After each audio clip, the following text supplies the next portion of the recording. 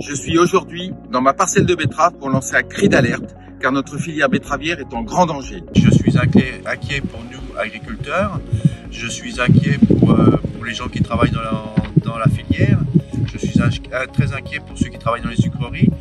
J'ai utilisé un insecticide en enrobage de la graine qui était très efficace. L'État français l'a interdit.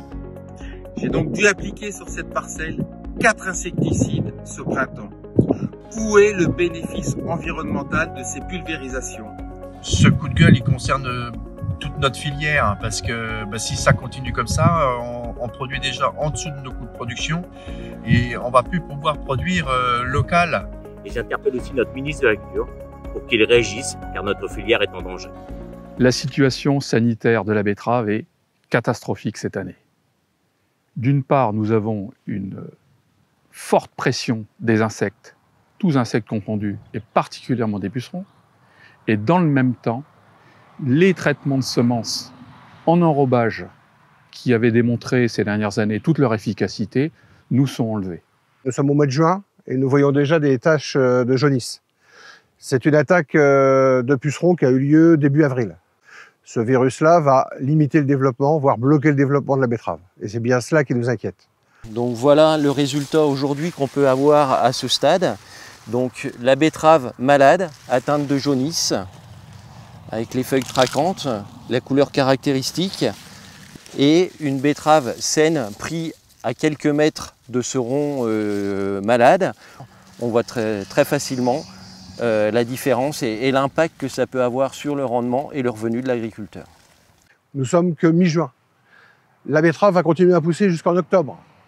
Le virus va continuer à faire son action, à empêcher la plante de s'alimenter.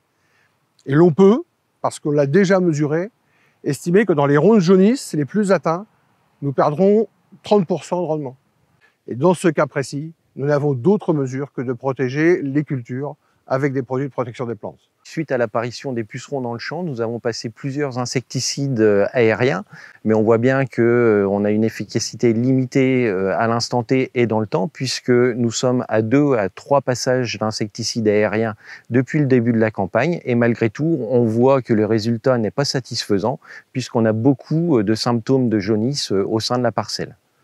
Moi, je suis agriculteur depuis un peu plus de 10 ans aujourd'hui. Je n'ai jamais connu de telles attaques d'insectes et de pucerons avec des viroses aussi importantes. D'habitude, l'insecticide en enrobage de semences était largement satisfaisant et nous n'avions pas besoin d'intervenir de manière aérienne. Aujourd'hui, on va arriver à un surcoût dans cette pratique d'1 €/tonne, ce qui n'est pas du tout acceptable pour la filière et pour le monde agricole.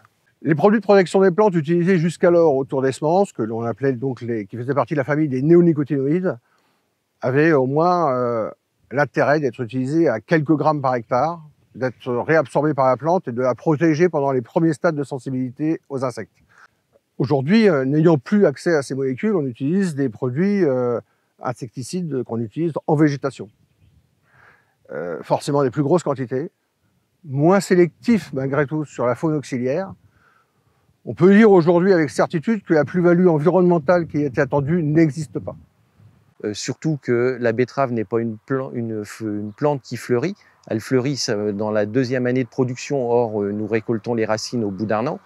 Nous avons besoin de tenir 4 ans pour avoir les premières variétés qui, d'une nouvelle génétique, nous permettront de lutter contre les bioagresseurs. La filière betteravière ne pourra pas attendre ces 4 à 5 ans. Après les 2 années de crise au niveau du prix du sucre qu'on vient de connaître, il est tout à fait nécessaire et urgent de répondre à cette demande des agriculteurs. D'autres pays européens, beaucoup de pays européens, ont su entendre ce point.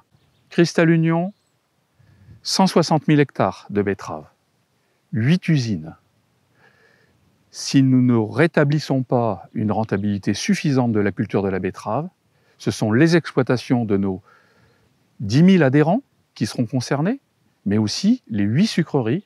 La filière betteravière dans la région peut être fortement impactée et les agriculteurs vont se décourager de produire de la betterave.